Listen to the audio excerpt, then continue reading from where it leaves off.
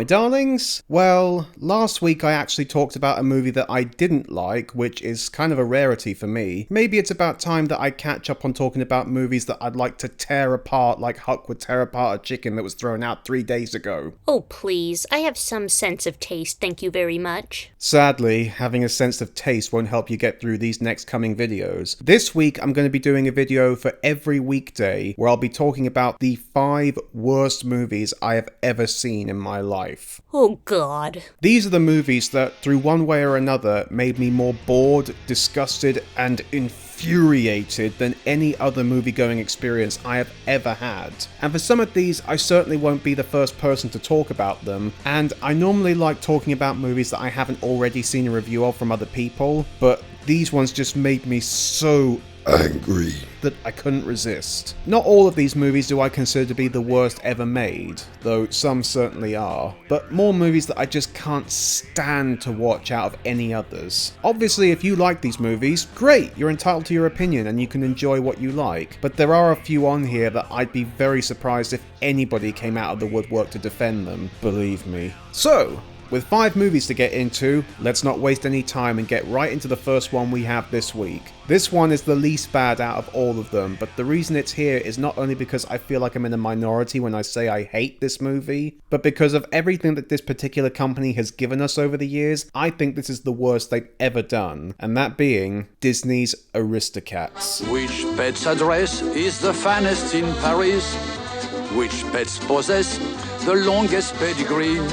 I think I'm going to start making a move now before the comments start flying in. You stay where you are. You're in the long haul for this as much as I am. I knew I should have been the mascot for I Hate Everything. I want to say off the bat, I love Disney, as I've said many times before, and while I have knocked them for some things they've done in the past, and they're certainly not perfect, either in the movies they make or in how they act as a company, it's impossible to deny that if they didn't exist, the animation industry as we know it now would not exist.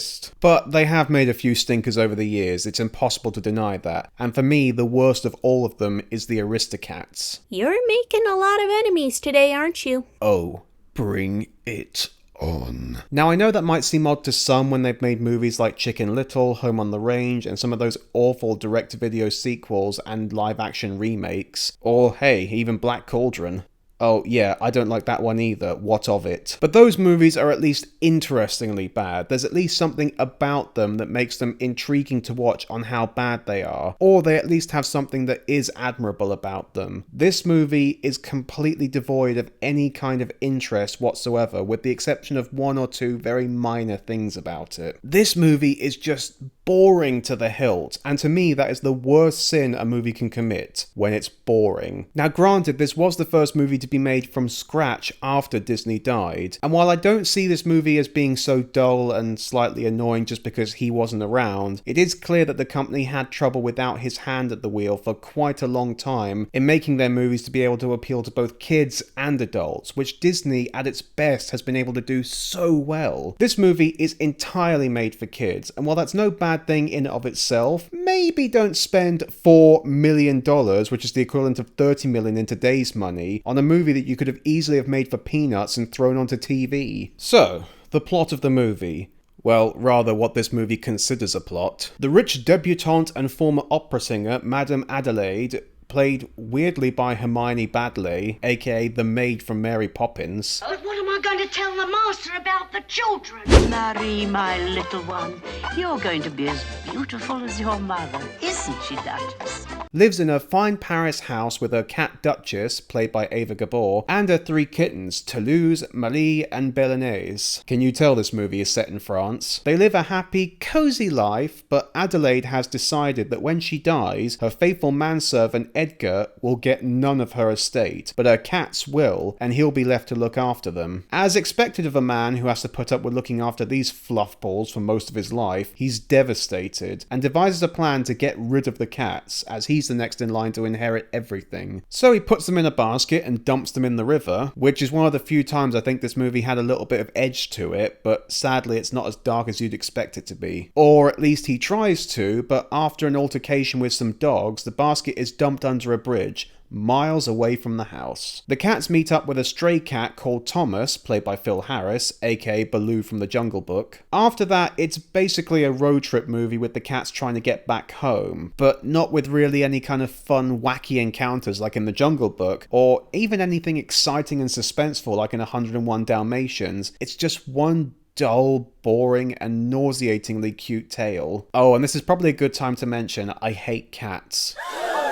I can't help it. Even if I wasn't horribly allergic, which I am, I just don't like the way cats act. The way they see humans as nothing but can openers to their food, and they only come around when they're cold or hungry. You do realize the way cats act in Felidae isn't real, right? Well, given what they do in that movie, that's actually a good thing. But I think they were a little closer on some aspects on what cats are like than they realised. Now, I will concede that the cats are sweet. They're animated in an incredibly cute way, and they do cute things, and while the voice acting on the kittens isn't great, it's not the worst kid acting I've seen. Still, they are a pain to listen to for most of the movie. Every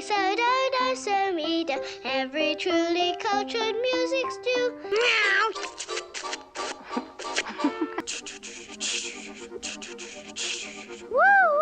And Ava Gabor, as you'd imagine, does a great job as Duchess. Marie, darling, Marie, you must stop that. This is really not ladylike.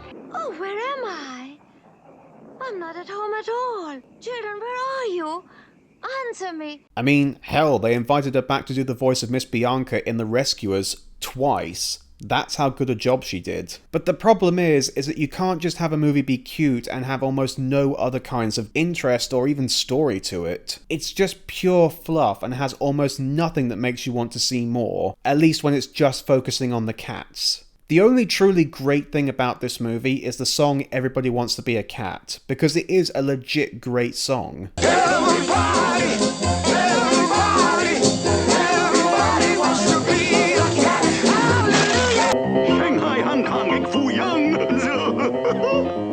Fortune cookie always wrong. Not the hot one. Alright, some parts haven't aged well, I'll grant you, but it is still a really good song, and you can't beat Scatman Crothers. Say, this kitten cat knows where it's at. Maybe not, but Jack Nicholson did shove an axe into his lung.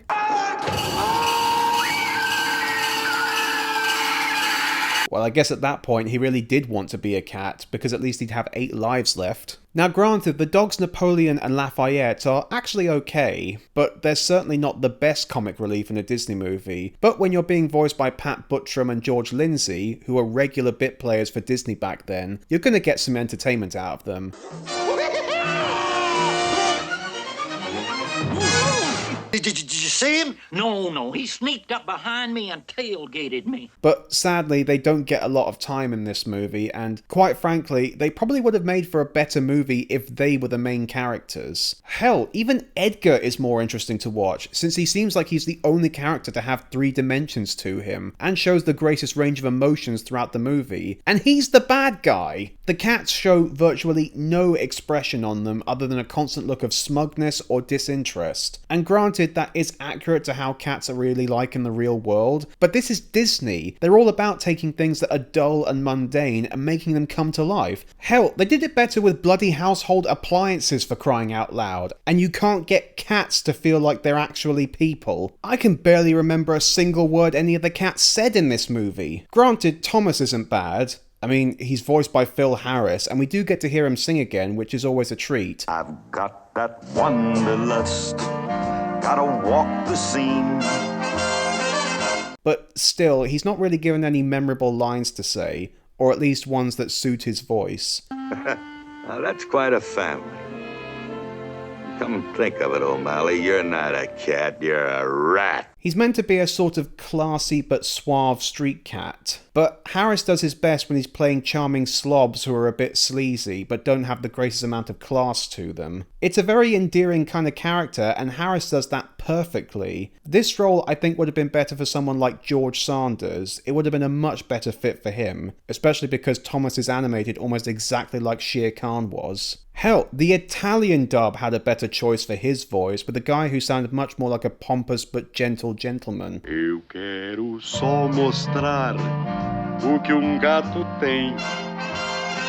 Also, does anybody think that he and Duchess have met at some point in the past? Because Toulouse looks way too much like Thomas already. Haven't we met before? How would he even have met her? She's a house cat who never goes out. Hey, alley cats have their ways, you know. I will say that the movie's premise does have potential. Hell, if anything, Dalmatians proved it just a few years earlier that a fluff movie can be done well. I mean, that's my favourite Disney movie, so that's got to count for something. But that movie felt more alternative, with an art style embracing the setting and the plot more. It made it feel like something you'd read in a J.R. Ackley book, or maybe even an A.A. Milne book. Plus, there was tension, there was excitement, and it got pretty dark in some places. Here, there's no tension at all, and the way that the characters treat the scary experiences, they see them more as just a minor inconvenience, and it just makes the movie so dull and irritating.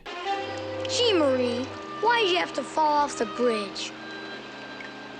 And that's even when there is supposed to be tension, because most of the time, there isn't. It's just cats acting cute with other animals, like geese and other cats. And I'm sorry, but it's just not entertaining. Or at the very least, it's not entertaining for an hour and 15 minutes. This is a movie that I actually would welcome a remake if they wanted to do one, because there is potential in this. Make it more of a true adventure. Let there be danger and suspense. Hell, the last 30 minutes of the original 101 Dalmatian is insanely dark and foreboding. It almost feels like a World War II movie. Do something like that. It'd be weird, and obviously old fans would object, but at least it'd be interesting now. So basically, you'd like this movie if it was more like Watership Down? Well, maybe not that dark, but it would be better. So more like Farthing Wood? Oh yeah, that'd be more like it. But hopefully no kittens would be impaled on branches. Though granted, given how annoying these ones are, I wouldn't mind that. Even the animation leaves a lot to be desired. I mean, granted, it's Disney, so there's always going to be a lot of motion and life to it, as there always is. And despite what a lot of Disney critics say, I actually really like the Xerox era of animation, aka the more sketchy style they used between Dalmatians to Oliver and Company. And for some movies, it worked. And here is one of the few places that it did work, making it almost seem like an alternative piece of artwork from a 1920s underground art show, which fits really well with the street scenes, but it feels rather unfinished and a little rushed in places. This is definitely a movie that suffered due to the head of the company dying at a key moment, and it would take Disney years to get themselves back to the levels of success they had just a few years earlier. Overall, I can see why people like this movie. It's easily the cutest of all the Disney films, but for me, there needs to be more substance to a movie than just pure fluff. And to be honest, with YouTube, I could see cute cat videos for infinity, so this movie is kind of pointless now. A slow start to the week of the worst, but join us back here tomorrow when A Man of Steel gets really rusty. Are you going to do that at the end of all these videos? Oh yes, I am. Please, someone help me.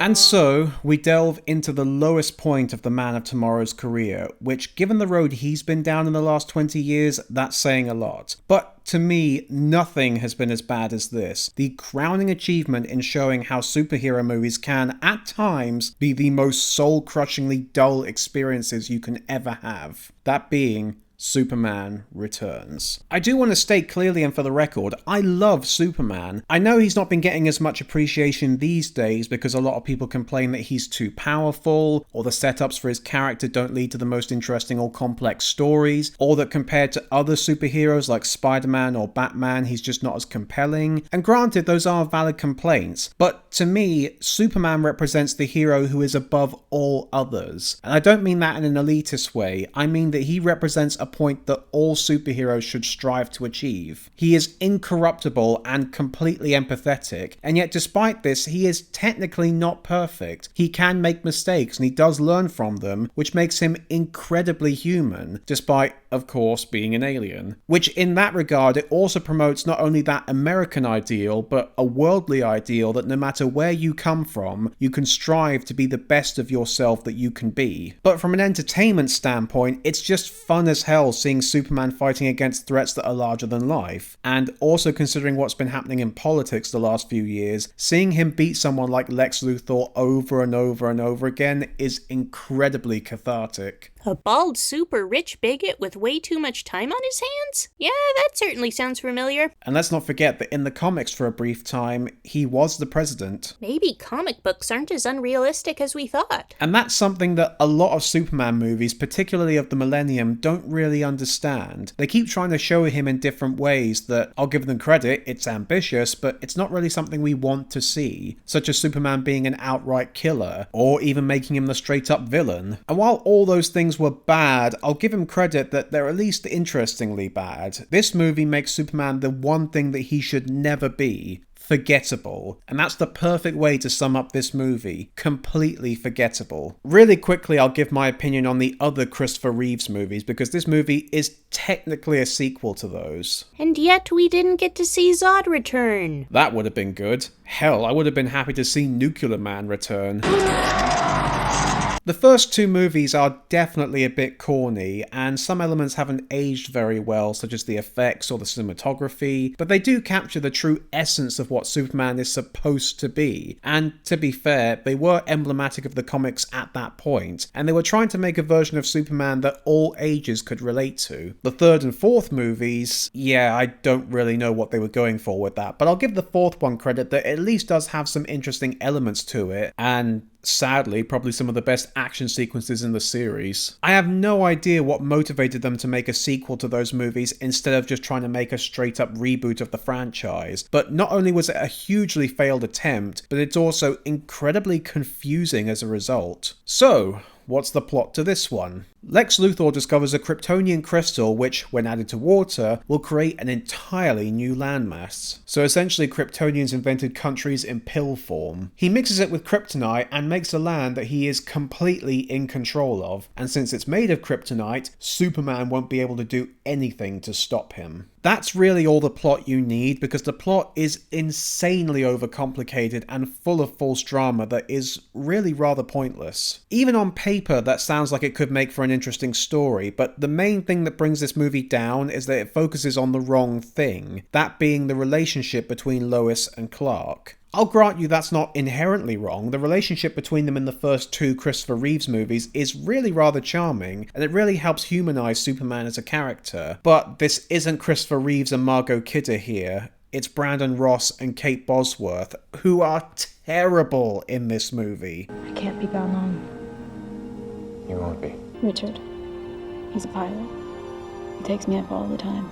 Not like this. They can't express any emotions whatsoever. They are so dull and insufferable, and in some points are really unlikable characters. Lois acts like a bitch to Clark because he's been off doing something called finding the remains of his home planet for the last 5 years. I'm Clark Kent, an old friend of your mom's from before you were born. Really? She never mentioned you. Really? Oh yeah, what a bastard. Granted, I'm not sure if she knows that Clark is Superman in this movie, so maybe that's justified if she is ignorant of that. But still, Lois has been very understanding in these movies, and here she's just really unlikable. Just so icy with a big chip on her shoulder. It just doesn't work for Lois Lane. She's also even more stupid this time, if that's even possible. What is that?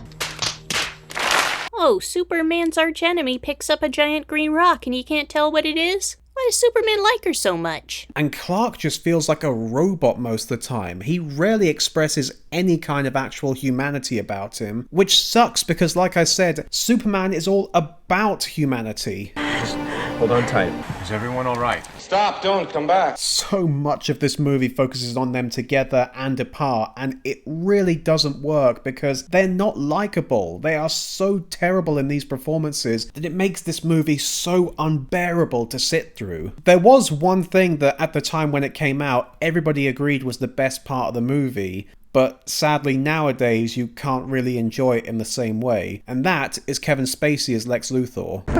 Tonight. Didn't your dad ever teach you to before you leave? Spacey's performance as Luthor is legit really good. He gets all of the great elements of this character that should be presented on screen. I'd even say he's better than Gene Hackman, because Hackman was surprisingly low-key in a lot of his performances in that movie. Otisburg? And of course, he blows Jesse Eisenberg out of the water. He has the stone-cold stares, the fits of rage, the narcissism, the weird moments of going over the top in his performance when he's explaining his plans. He is a legit really good Lex Luthor, but of course anything Kevin Spacey is in now is automatically made awkward because of, well, what we know about him in private. And unfortunately, unlike most movies where he plays the bad guy, we don't get the pleasure of seeing him die at the end. This also makes the opening scene where the woman describes him really creepy. You've shown me pleasures that I've never known.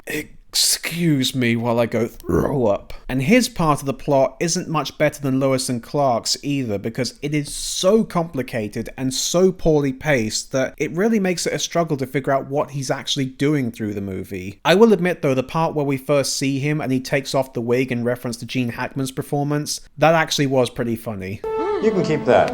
The rest is mine. I mean, it's better than Richard Pryor in Superman 3 for crying out loud. Also, admittedly, as for entertaining as he is to watch, it does suck that the villain is just Lex Luthor again, which is why Superman 2 is remembered more fondly over the other two, despite not being as good as the first one, because it actually had more villains in it. I know Superman doesn't exactly have the best rogues gallery in all of comics, but what about Brainiac, or Doomsday, or hell, even Darkseid? Go balls out and make him the villain of this movie, which I would actually like to see because, contrary to popular opinion, I actually really liked the way Singer did Apocalypse in X-Men Apocalypse. He really got that character down well, and to see him do Darkseid, that would be awesome. It's always fun seeing Superman throw down with Darkseid. Oh, really?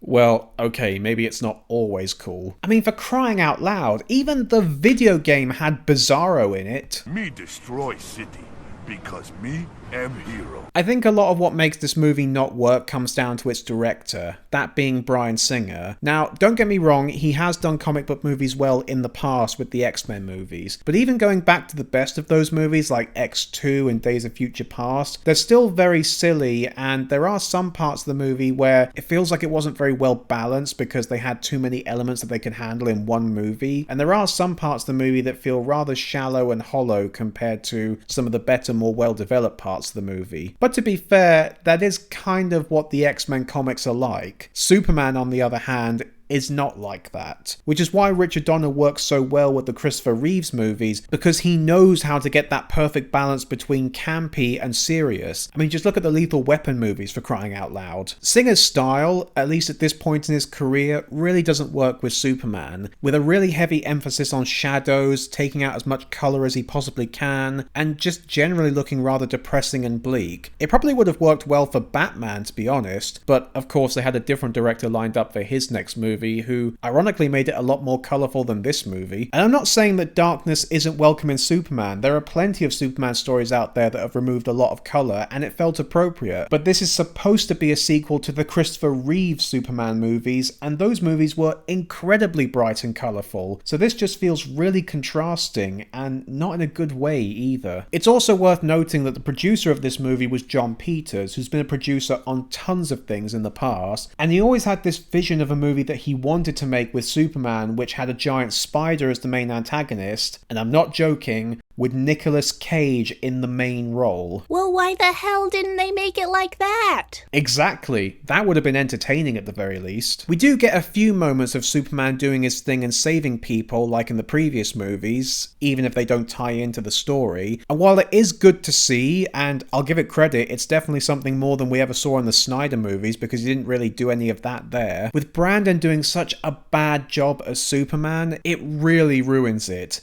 Even with the effects looking pretty damn good actually, especially for 2005, but that probably didn't help on the budget side of things, and that's probably why this movie never got a sequel, because it probably didn't perform as well as Warner Brothers wanted it to. Though granted, in the case of this movie, that's probably for the best. There was one aspect of this movie that I thought had potential when watching it, but they completely wasted it. That being with Superman having a son, though admittedly this does bring up the question of when he was conceived, considering that he and Lois only had sex once in the movies, and at that point he didn't have his powers, so shouldn't that also carry on to his son? He does nothing throughout the whole movie, except this.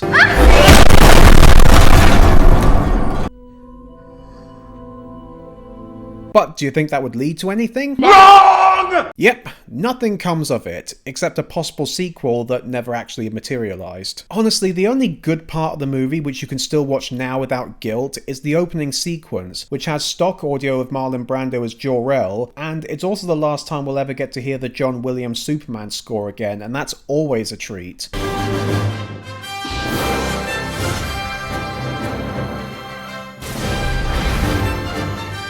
But after that, you might as well turn it off because it's nothing but downhill after that. Overall, the movie did have potential, but a mixture of the director not quite being the right choice, a terrible and unnecessarily complicated story, and an awful choice for actors in the main roles made this the very first movie I ever saw as a kid that when I walked out of the theatre I said, "That was awful!" And considering I came out of Cat in the Hat that same year and loved it, that is quite the achievement, Mr. Singer. Way to kick a guy when he's down. He hasn't directed a movie in 3 years. True, but given what he's been up to behind the scenes, that's not much of a surprise. Man, there's a lot of scumbags in this movie. But join us tomorrow where we'll be going over a movie that has a high-pitched, squeaky-voiced, annoying creature in it. And no, I'm not going to be talking about Alvin and the Chipmunks. This is going to be something much, much worse.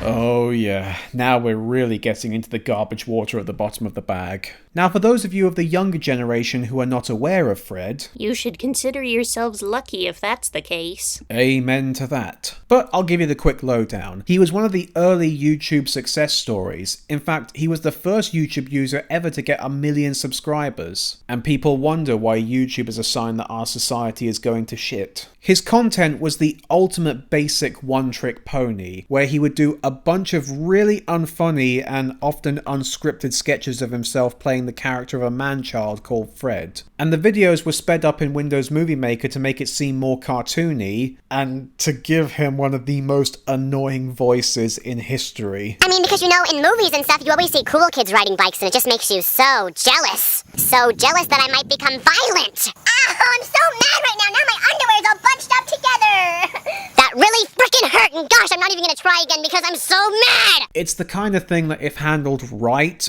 could have been a little bit funny, but when it's done by a 16-year-old who has no sense of comedic timing and is a terrible actor, you can see why this guy grated on people so quickly. But with YouTube being frequented by preteen kids, naturally they loved this guy and turned him into an icon. Why can't they do that for us? Because people who watch our show are required to at least have a brain to enjoy it, or at the very least are able to count to 20 without removing their shoes. In all fairness, Lucas Cruikshank, the creator of the character and the guy who portrays him, in a way I do have to feel a little bit proud for what he was able to achieve to get this level of fame at such a young age, and even though I don't like his content, he did actually handle his fame pretty well, especially compared to what future YouTube users would do with theirs. However, I can't forgive him for what he eventually did with his fame when Nickelodeon noticed him, by making one of the worst movies I have ever seen. This movie has the distinction of being the very first movie based off of a YouTube channel, a dark omen of things to come. I don't think I've seen a single movie based off of a YouTube series that I've actually enjoyed, or even what I'd call decent. That's not to say that movies from YouTube creators are bad. I've not seen The Fault in Our Stars or 8th Grade, but I've heard they're pretty good. So movies and TV shows that come from online creators can be good, but the ones based off of YouTube channels directly, or have YouTube personalities as the main stars, they seem to be recipes for disaster. And I will admit that this movie is not the worst YouTube movie I've ever seen, but given the kind of people who have made the other really bad YouTube movies are, I really don't want to give them more publicity, even if it's negative. So, what's the plot to this one? There's a plot? Well, there's an attempt at one. Fred is now a little older than he was in the web series and is now in high school, and has a crush on Judy, inexplicably played by Pixie Lott, who also lives next door to him. However, when Judy moves away, he is determined to make sure that they end up together, and goes off to find where her house is, even though he has no idea where she's moved to. That's what the movie would have you believe the plot to be, but really what the plot is an excuse to string a bunch of unconnected sketches together that were probably filmed individually rather than with the intention of making it an actual full movie. Now granted, this has worked in the past with the Monty Python movies and especially with Caddyshack, but Lucas Cruikshank is no Bill Murray, as these very first clips of the movie will show you. Oh my damn it, I'm so excited! And then when there's a really important holiday like President's Day, we only have one day of school. I think they might decide to do that this weekend.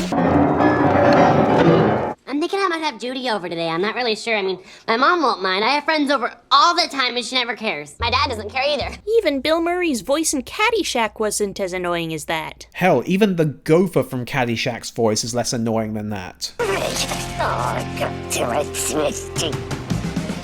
Now you may have noticed from these clips that Fred's voice sounds a little different than the way it's supposed to sound. Well, that's because the voice is no longer pitch shifted in post. Lucas is actually doing the voice live now. Why they did this, I'm not quite sure. It's not like a production necessity where they couldn't make his voice squeaky without making everybody else's squeaky. They could have given him an isolated mic pack where only his voice could be made squeaky, or you could have it where no other actors spoke over him when he gave his lines. This is an easy workaround. Even I could do it. My only other guess is that they figured having the post-pitch shifted voice for the entire movie would have been too annoying, which if that is the case, they definitely made the right choice. His voice is annoying enough for 5 minutes, let alone a TV movie. And I'll give Lucas credit that it does seem like that voice would be difficult to maintain. I think there's a little digital distortion in there, but it's mostly just a lot of in-person voice manipulation. So I have to give him credit for that. In fact, the performance he's doing, he is definitely giving it his all. I may not enjoy his performance, but he could have so easily coasted through this movie without giving a shit. So the fact that he actually stuck to his integrity, I have to admit that that is actually pretty laudable. I think you're being too positive. You're supposed to hate this movie, remember? Oh yeah, right, let's get back on track. Like I said, the movie is basically just a bunch of unconnected sketches that are very hastily stitched together to create some sort of narrative, like Fred going to a laundromat, Fred in a pet store, Fred meeting his mirror opposite, who weirdly looks like my friend Simon, and Fred trying as hard as he can to get a mild swear out in a kids movie. Damn. Damn indeedy. Oh. Hey, watch that cussing. I'm just playing. It's a damn. It's what it is. Soak her in. Soak in all the damn beauty. Every single one of them is entirely unfunny and unbearably annoying. Graham, he's got crazy in his eyes. Stop. Put the dog back. Put the dog back. Spray him! And in some cases, they don't even really make sense on how they even happen.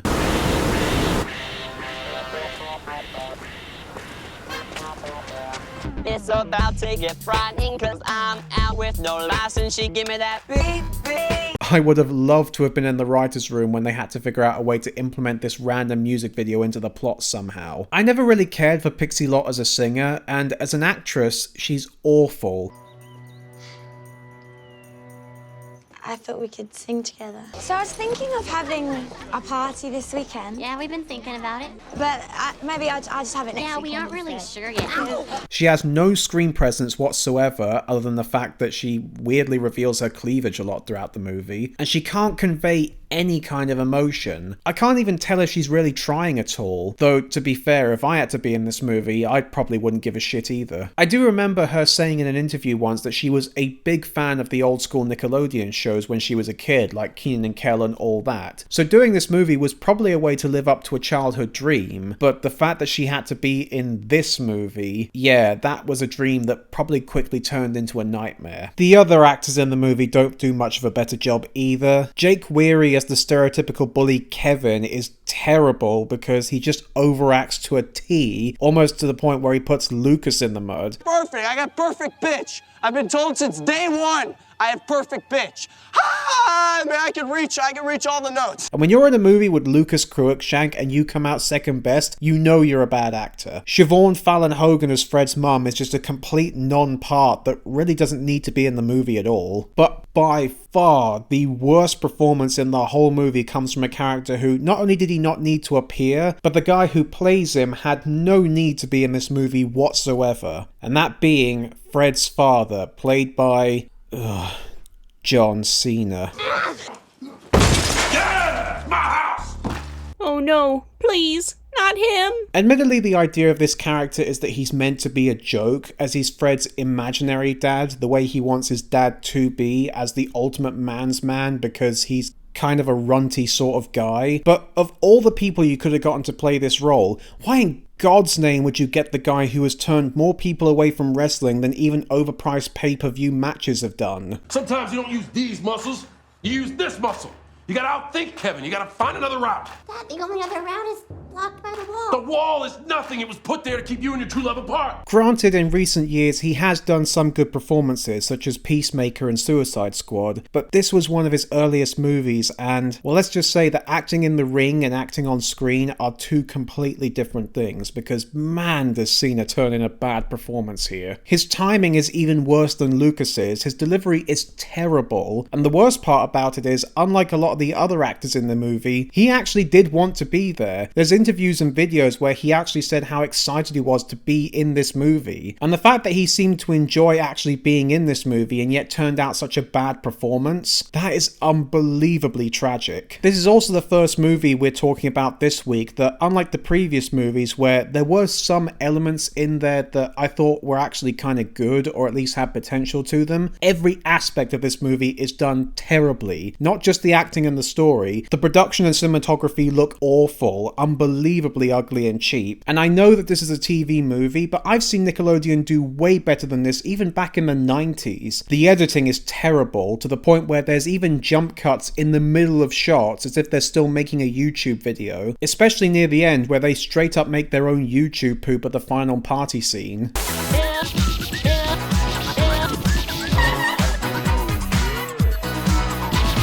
Even Joey Snowy wouldn't be able to save this one. The music is incredibly annoying, thanks in part to a lot of the time Fred actually sings a surprising amount throughout the movie. Walking through the woods, but there was nothing to fear since I met my friend the deer. No, uh-huh, yeah, uh-huh, yeah, uh-huh, yeah, uh-huh. Which right there automatically makes this movie almost unbearable to watch, and most of the time I can't even figure out what the actual point of the movie is. To squeeze some money out of a popular YouTube star. Okay, yeah, I get that part, but what's the actual point to the story of this movie? To make people like you regret having eardrums? Well, they certainly achieved that. There's even some parts in the movie where I'm amazed they got away with it in a kids' film, which I would normally welcome, but again, it's not funny. My God, Gary!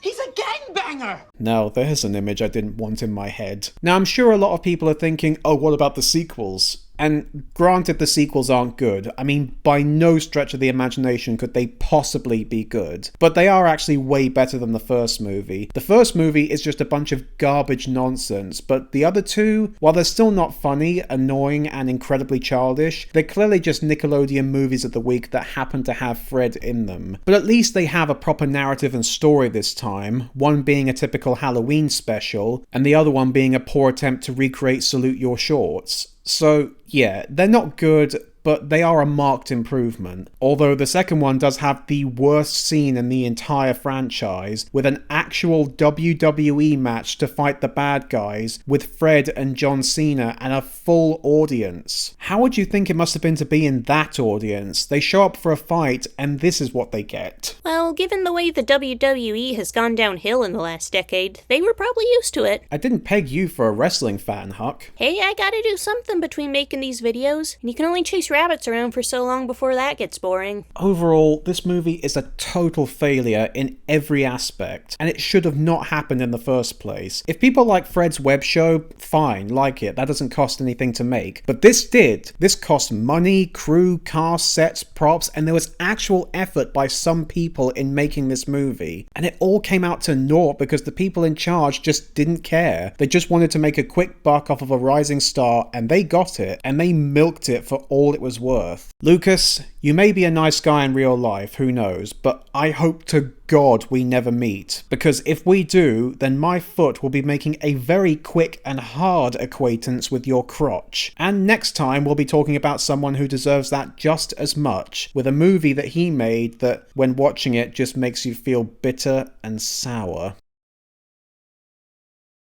I like to see girls walking around when they're out shopping it down. They drive me wild so I can help but smile. And if I'm lucky, wanna stop for a while.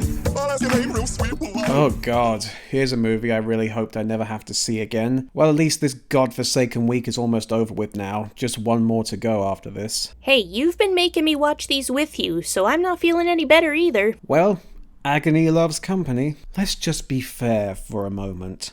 I hate Keith Lemon and everything he represents. That's being fair? It is in my case because I have no good words to say for this prick. For those who are blissfully unaware, Keith Lemon is a character created by character actor Lee Francis, previously known for his Channel 4 sketch show Bo Selector, where he would play exaggerated parodies of celebrities using spitting image-style latex masks and very over-the-top performances. Eventually, he decided to make a character who felt like he was a real person, by basically spending his entire life as him, and thus Keith Lemon was born, starting off with the show called Lemonade, and then gained footing in the British public eye with being the host of the panel show Celebrity Juice, the reboot of Through the Keyhole, and basically becoming the face of ITV2, which is sort of like being the mascot for a donkey show. ITV2 is basically the place you go when you want intelligence to die. It's full of garbage reality TV shows, awful comedy shows, and an overemphasis on looks and the lowest common denominator humour. And granted, those things aren't bad in and of themselves, but the way ITV2 does them, it really makes you despair for the human race. And Keith represents all of that. He looks ridiculous, he's annoying, crass, and unapologetic in his ways, which I wouldn't mind if he was funny. Let me guess. He's not funny. Oh, you must be psychic. Oh yeah, the mixture of his awful delivery and terrible jokes makes him one of the worst comedic players in history. And yet, people love him, but evidently not enough to see his movie, which barely cracked the top 5 on a slow week and bombed at the box office. Which, given that it had a mini budget of just $5 million, that is truly pathetic. So,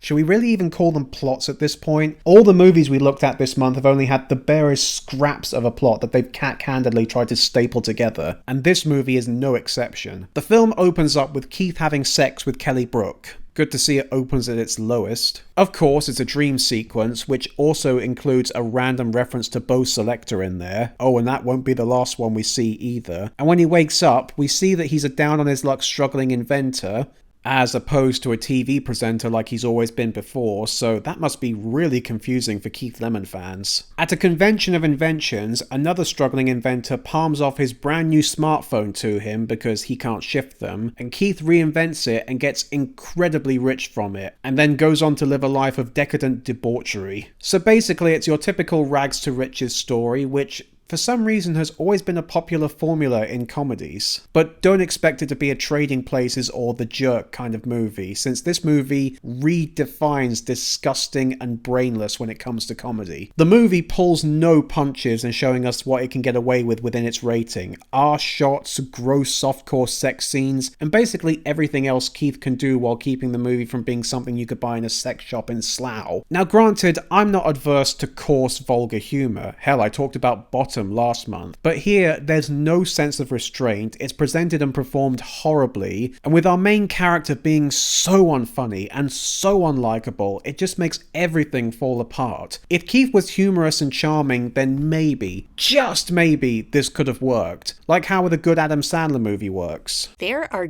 good Adam Sandler movies? Well, not many, but there are some out there. Like how A Broken Clock is right twice a day. Adam Sandler can make a good movie once every decade. Lee Francis is terrible when performing Keith, and a lot of that comes from his accent. He really overemphasizes that lead's accent, to the point where in doing so, he has to speak very slowly and essentially pauses between each word. Allow me to introduce you to something that has traveled back from the future to the past. I'd like to be a household name with my product, Securiport, which I've accidentally pre-ordered 1 million of from Evil Steve. That's because I'm numerically dyslexic. Making the flow of his speech really grating and annoying. He sounds like a perverted primary school teacher talking down to a bunch of kids, all of whom are wondering why a combination of Donald Trump, Justin Lee Collins, and Russell Brand is their teacher. So that's a big problem right there. But what's worse than having an annoying voice? Having it speak lines like this. Rosie, the only thing that's going to be expanding slowly is my big fat tallywhacker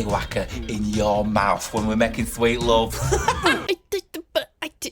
Okay, how is it that the show we talked about a few months back could have a whole episode dedicated to pubic hair, yet still be less gross and crass than this? Don't ask me, because all I'm thinking right now is what I want to have removed more, my eyes or my ears. I'd go with the nose. Why your nose? Because this movie stinks! And this movie is so relentless with its jokes, it barely leaves you time to even consider how bad the last joke was before they put another one in. But at the same time, it really drains these jokes dry. More importantly though, do you think we'll have enough money to pay for a cock enlargement for myself? Be like a gift for myself. It'll be like a Christmas present. Birthday present. Much like you do with a lemon? I'll let that slide for now. It draws out these jokes so much and lingers on the punchlines for so long, which just lets it sit in your head and make you reel about how awful it was, and then just as it's left your head, a new one pops up and does the same thing all over again. Honestly, about 20 minutes into this movie and I actually got a headache. And to make things worse, most movies that have a main character like this have them be deliberately not likable. It doesn't normally work, but that's the way that they do it. But here, he's supposed to be the hero, despite how he's completely loathsome, not just because of his gross attitude, but he doesn't care about anybody but himself. Now all we have to do is pay for the polls, get you back to Leeds to father your unborn love child, and live happily ever after with Rosie. Sometimes the right thing isn't always the black and white thing. What are you going to do with it all, Miss 11? The question ain't what am I going to do with it all. The question is what I am not going to do with it all. He gets his phone to be a success by putting a lemon on the back of it, and everybody finds that amazing. I would complain, but that did just come after this scene. And give some sort of mop action. Mop. Oh, disgusting! So clearly logic played no part in the script here. And he completely bails on his friends, his home, and his girlfriend almost straight away, despite her not only loving him and being beautiful, but she's also pregnant and being kidnapped. Can we watch something that has a more likable main character, like Mr. Burns, or Jimmy Savile, or Hitler? And I might be lenient if, like I said, they were able to make him deliberately unlikable. But no, the movie still wants you to love him, even after he's turned into more of a dick than he already was. And maybe I could get on board with that if he was more entertaining or charming, but I have never seen a more despicable character in my life. I don't know anyone called Rosie. There's only one woman in my life, and that's Kelly Brook, and she loves me and we fuck like spider monkeys. He's not just crass, he's selfish, inconsiderate, greedy, a little bit bigoted, disgusting, and all of these are shown off in ways that are not only not funny, even if you like him on TV, I doubt you'd like him here, because any sense of wit has been sucked out of him. Much like a... Stop it. The movie makes enough crap jokes to begin with, we don't need to add to that. I'll give this movie credit that I actually did think it was paced rather decently. I did feel like it was moving along at a good rate, but that's because they stuffed this movie with so many bad jokes that it helps pad out this movie's plot that probably could have fit on a postage stamp. And tragically, this is a movie that has some good actors in it. Kevin Bishop, aka Jim Hawkins from Muppet Treasure Island, doing probably the worst performance of his entire career. No, there was a mistake. No, please leave my premises, Evil Steve. or I will call the police. But damn it, I can tell that he's trying. Harish Patel, who I will admit that he does have some good lines every once in a while, and even David Hasselhoff, all of them clearly wondering what they did to be punished by being in this movie. Well, okay, we know what Hasselhoff did, but the others do deserve better than this. Oh, and there's plenty of other cameos in there, like Gary Barlow. As if this movie wasn't insufferable enough, we have to get the gaping charisma vacuum tax dodger himself, 2 of the Spice Girls, and Jedward, because this movie clearly wants to make me kill myself, and by the time this shows up... Like I wanna dance!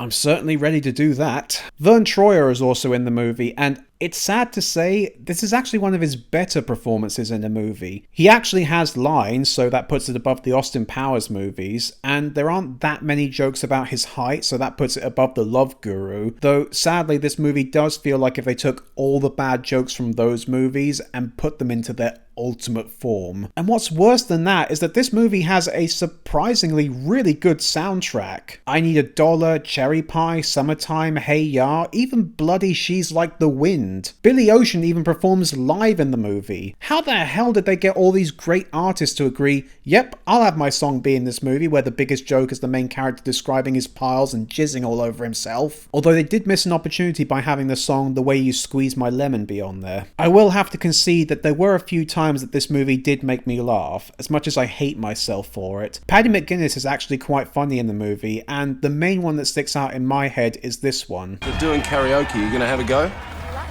Nah, mate, singing's not for me. Okay, that was funny. But 99% of the movie is some of the worst comedy I have ever seen. This whole movie feels like the worst episode of The Mighty Boosh padded out with dick and arse jokes, and replacing the insane talent of Noel Fielding and Julian Barrett with this bastard. This may be the worst indie movie I have ever seen, and I've seen some terrible crap from people who didn't even know the right way to point a fucking camera, and yet this is absolutely worse than any of those. And the most tragic thing is that it actually did get a theatrical release. I've seen movies on Daily Motion that are better than this, but it's still not the worst movie I've ever seen. Join us on the last day of this week, where we'll be getting into the absolute worst, and I can say for certainty, it'll be a disaster. Now I might be small and you might be big. Says nothing at all about how I live, cause all the ladies go crazy and this I know. You can blast right past and still be... Well, here we are, the very end of the week of the worst. Which means we are looking at the worst movie I've ever seen, which subsequently has also got the distinction of being the worst spoof movie I've ever seen. Now there's a title with many contenders. I'll admit I'm not the biggest fan of spoof movies. There are some good ones like Airplane, Hot Shots, and of course any made by Mel Brooks are amazing. But I don't know, I've always found them a bit awkward and not as funny as other comedies. And I know one of the problems with spoof movies is that they age about the same rate as an adult Mayfly, which is why they often stuck to spoofing things that were considered timeless for a while. Which is why when Scary Movie came out, that's when things started to go downhill. I'm not going to go into a long and detailed history of the downfall of spoof movies. The Nostalgia Critic did that and did an excellent job of documenting it. So check that out if you're curious. But basically, when spoof movies tried to be more topical, adding in as many references to other films, TV shows, and other things that were popular at the time as they possibly could, even if they didn't relate to the main spoof target, or even if they weren't funny, and their obnoxious annoying level was cranked up to 11,000, that was the point where spoof movies began to die. Scary Movie does have some funny moments in it, but it's overall not very funny, and it was just the tip of the iceberg. After it was a big hit, 2 of its writers then decided to go it alone without the Wayans brothers. Which I would say that was a smart move, but these guys are so bad they made us pine for even the Wayans. Oh boy, that must be bad. Going by the joint name of Seltzerberg, they made their first duo effort of Date Movie. And while not the worst movie, it was the worst spoof movie made at that time. But they weren't done, as they kept making more, which culminated in their ultimate disaster of a movie, Disaster Movie. A rare case where the movie's title acts as a perfect review of the movie itself. Yeah, self-reviewing movie titles. It makes our job a lot easier. Now, here's the only movie of the whole week where I don't need to give a plot synopsis, because there isn't one. It's a spoof movie made after epic movie, so it's either directly spoofing the plot of another movie, or it hasn't got a plot and it's all just a bunch of unconnected sketches. Funny how most of the movies we looked at this week can fall under that category. The film spoofs just about every movie that was a big deal in 2007 and 2008. Hancock, The Hulk, Hellboy, 10,000 BC, Kung Fu Panda, Juno, Crystal Skull, American Gladiators. Okay, and the Sex and the City movie. Why would you need to spoof that? That's a movie that's so bad it's almost a self-parody. They also go for some topical humour outside of movies and TV shows with spoofing celebs like Amy Winehouse. Piss off! You don't want to mess with a bitch straight out of rehab. Oh yeah, making jokes about Amy Winehouse being a mess with dodgy teeth in 2008. No one's done that one yet. And it speaks volumes of the kind of jokes that we have here and their quality when the first gag of the movie is a person being flung face first into dung.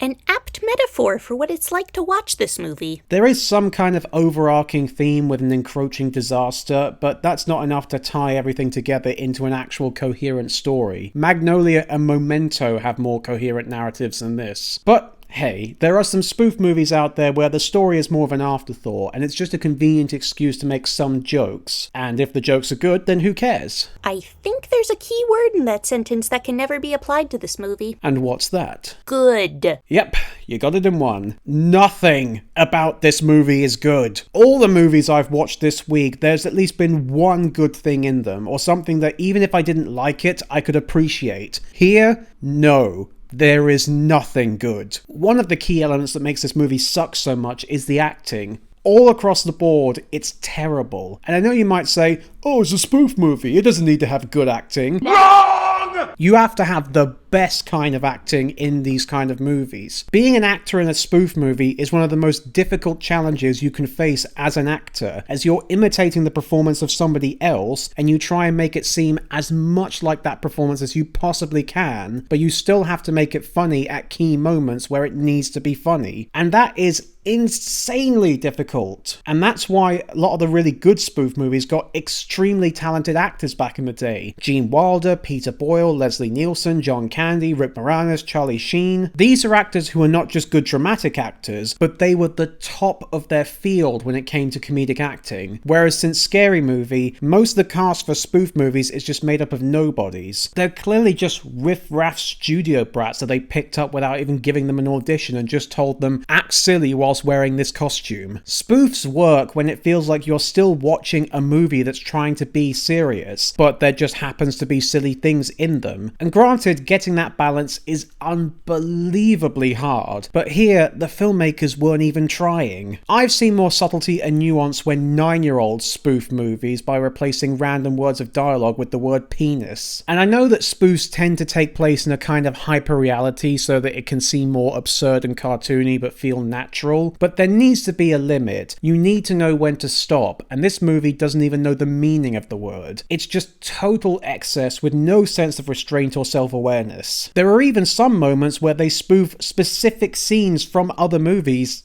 that had better jokes in them. Get your punk ass up, fly down there and fix that shit.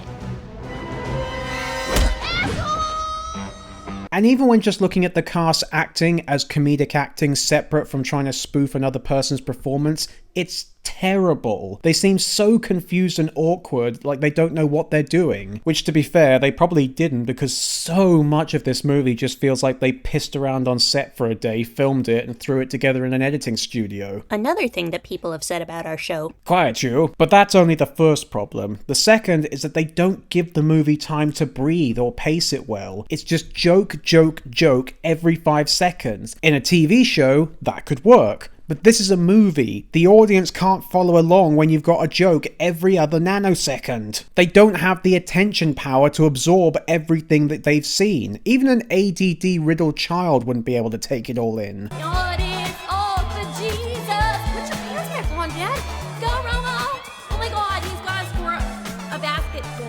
What's it called again? That was about 5 jokes in one sentence there. Just pick one and actually make it good. I mean, within the first 5 minutes, the caveman from 10,000 BC meets an American gladiator, fights him, and then runs off. Why? No reason. It's just something we can reference, so we have to put it in, even if there's no connection, no point, and no actual funny things being said in there. The whole writing process of this movie just feels like a child took an issue of Empire, ate it, threw them up onto a notepad, and whatever order they came out in, that was how he was going to write his movie, no matter how little sense it makes. All of these jokes could have easily have just been sketches on something like Mad TV or SNL, and they would have been much better there, mostly because they would have had way better writers handling them. Yes, the writers of Mad TV are still better than the writers of this movie. Really think about that for a second. But, of course, as expected, the biggest sin of this movie, and it's something that the previous problems do contribute to, but it's still an issue on its own, it's just not funny. The movie breaks every single rule in the comedy rulebook. Bad timing, explaining the jokes, lowbrow humor but with no wit to offset or justify it, no sense of place or presence, doesn't let the jokes just end, doesn't let the jokes just happen, telegraphs the jokes to the audience from a mile away, no sense of natural flow from one joke to the next, never having a joke be smarter than the audience. Every single comedian's rule is shattered here and shit on remorselessly. This is honestly one of the hardest movies to review, since it's just more and more terrible with every increasing second. And it's so hard to explain how bad it is without just making you watch it from the beginning to the end, which is something I wouldn't wish on my worst enemy. Yes, I wouldn't even wish this on Steve reviews, that's how bad it is. There's so much I could complain about in this movie beyond its just bad comedy, like how the cinematography is awful and oversaturated and cheap looking, the editing is terrible because nothing naturally flows together, the costumes are awful, and not even in a good way where they look like they're deliberately bad for the sake of comedy. They just look ugly. The music is terrible, and the fact that some of the spoofs they were doing were on films that they clearly never even saw, they just spoofed whatever they knew about it from seeing the trailer or the poster. But really, does it even matter? When your comedy is this bad, nothing else matters. The movie has been at the top of IMDb's bottom 100 for close to a decade now, which given how much that list changes every year, that's saying a lot. And this is one of the few placements on that list that I totally agree with it being there. In fact, I'd like to start adding minus numbers to that list because this movie proves that you can go beyond the number 0 when it comes to being terrible. This isn't even a comedy so bad that it has a weird loopback effect and starts becoming funny because it's so unfunny, like Freddy Got Fingered. It's just awful. And to make something so unfunny that I can't even laugh at it for being unfunny, that's a special kind of achievement in horrible. Oh, and of course, pointless celebrity cameos in there.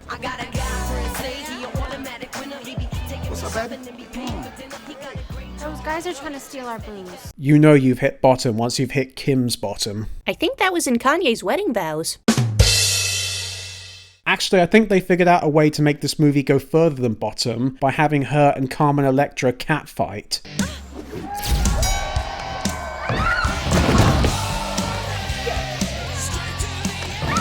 Ignoring how I don't really think catfights are sexy anyway, Kim's got the perfect finisher move. She could sit on her.